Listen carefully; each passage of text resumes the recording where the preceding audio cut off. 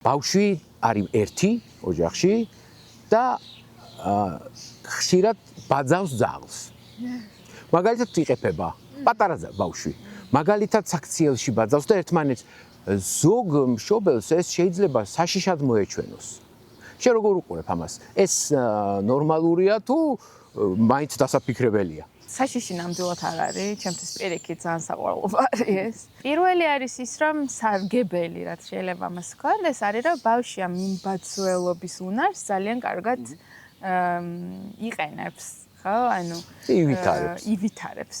მეორე არის ის, რომ ძაღლები ძალიან ცოცხალი არსებები არიან, სინქრონიზდებიან მეორე ადამიანის სახის, სხეულის გამომეტყველებასთან, ხო? მათი კუდის ქიცინი, მათი არ ვიცი ენის გამოყოფა, ხო? და ასე შემდეგ საკუთარ სხეულს არგებენ და სინქრონიზაცია ხდება ამორის ერთად. რაც ერთი რომ ნერვული სისტემისთვის არის ძალიან კარგი, სავარჯიშოც და სარგებელსაც იღებს, მაგრამ მეორეს მხრივ არის რომ ბავშვის უნარი განივითაროს დაკვირვების უნარი. არა მარტო მიმბაძველობა, რაც სპონტანურად ხდება, ხო? არამედ ნელ-ნელა მის შტრიხები დაიჭიროს, ხო? ხო, რას ნიშნავს ზედმეტი ინტერპრეტაციების გარეშე. აი ის ნიუანსები, რაც ადამიანურ ურთიერთობებში არის უმნიშვნელოვანესი, სახის ამოკითხვა, რაც ეხლა ძალიან გვიჭირს ახალგაზრდა თაობას განსაკუთრებით, რომლებიც უფრო ეკრანებში არიან ჩამსხდრები, ხო?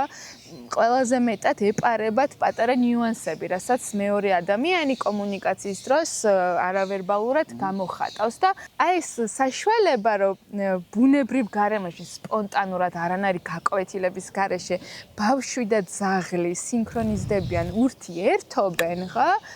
ძალიან მაგარი უნარია სოციალური განვითარების.